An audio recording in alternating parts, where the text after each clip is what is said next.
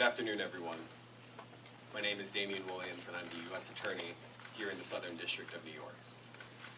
1 month ago, FTX, one of the world's largest cryptocurrency exchanges, collapsed, destroying billions of dollars in customer value overnight.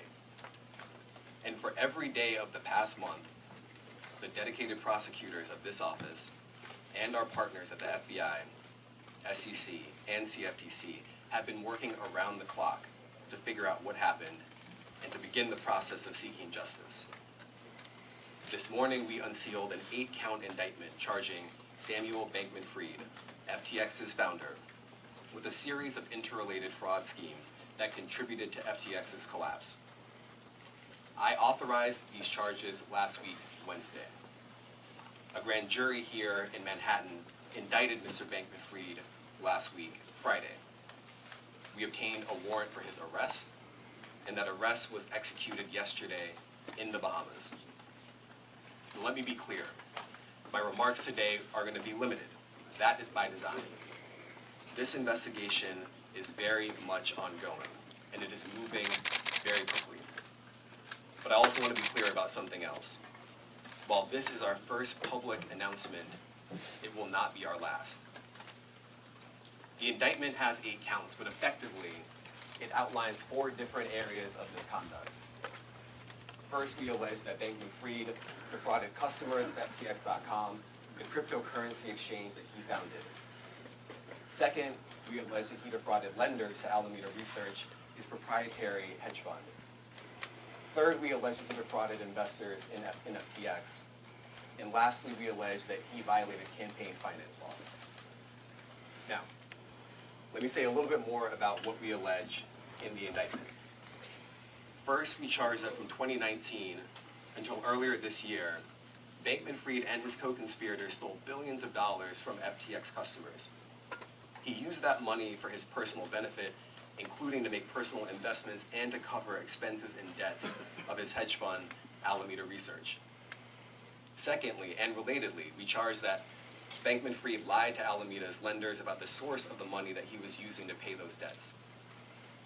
Third, we charge that earlier this year, in the midst of the crypto crisis, Bankman-Fried lied to investors in FTX about the fact that he had sent billions of dollars in FTX customer money to Alameda.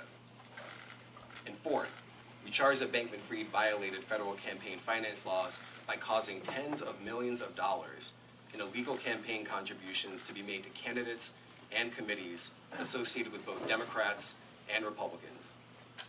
These contributions were disguised to look like they were coming from wealthy co-conspirators, when in fact, the contributions were funded by Alameda Research with stolen customer money.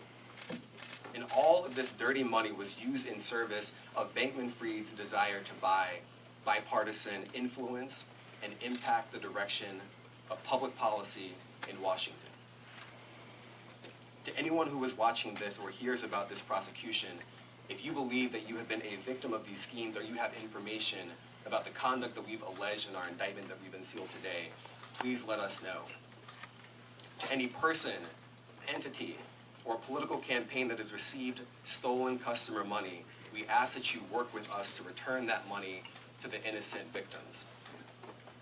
And to anyone who participated in wrongdoing at FTX or Alameda Research and who has not yet come forward, I would strongly encourage you to come see us before we come see you. Now, let me say a word about our partners at the FBI, the SEC, and the CFTC. The women and men of the FBI are some of the finest public servants in this country, and they have been with us since day one, and that was the contributions from the chief of our public corruption unit, Rebecca Donaleski. This should be very clear, but it's an all-hands-on-deck investigation here at SDNY, and I couldn't be prouder of the team that I'm privileged to lead. I now want to invite up to the podium FBI Assistant Director in Charge, Michael Driscoll.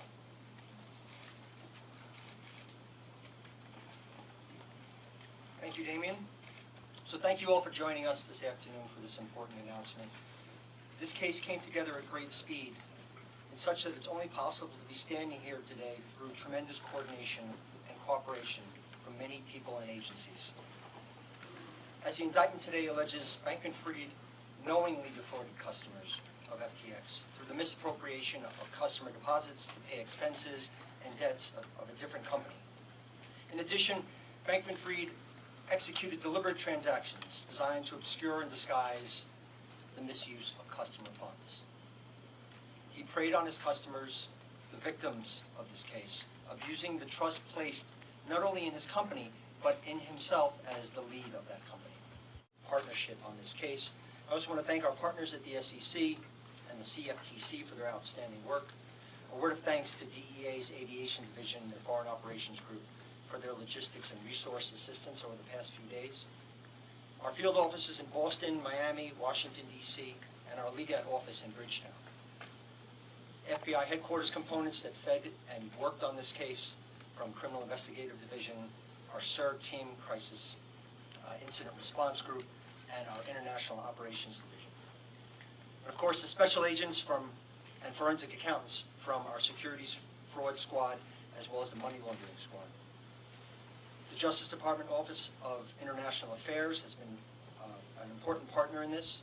Customer assets, and by repeatedly claiming that those assets were at all times safe, segregated, and secure. But as we allege in our complaint, that veneer wasn't just thin, it was also fraudulent. Because in reality, from FTX's inception in 2019, Bankman-Fried began secretly and improperly diverting FTX customer funds to his crypto hedge fund, Alameda Research. And as alleged in our complaint, he then misused those funds to make undisclosed venture investments, lavish real estate purchases, and large political donations. Bankman-Fried's claims about FTX's sophisticated risk controls and other customer protections were simply bogus.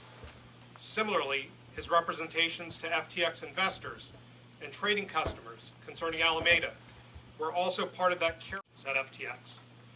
But in truth, Bankman-Fried directed that Alameda be exempt from the very risk management measures that he touted to FTX investors and to its customers. He also provided Alameda a virtually unlimited line of credit funded by FTX customers. And he also diverted billions of dollars in customer funds from FTX to Alameda. Bankman-Fried's entire house of cards started to crumble as crypto asset prices plummeted in May of 2022, and as Alameda's lenders demanded repayment on billions of dollars in loans. But to continue propping up his empire, we allege that Bankman-Fried diverted billions more in FTX customer assets to Alameda, even as it was increasingly clear that Alameda and FTX could not make those customers whole. In fact, through the summer of 2022, he diverted hundreds of millions more in FTX customer funds to Alameda, which he then used for additional venture investments and for loans to himself and to other FTX executives. All the while, he continued to make misleading statements to investors about FTX's financial condition and about its risk management. And even in November 2022, faced with billions of dollars in customer withdrawal requests that FTX could not fulfill, Bankman-Fried misled investors from whom he 2022. That collapse has had far-reaching consequences for FTX customers, for its investors, and for its counterparties. And our investigation into those consequences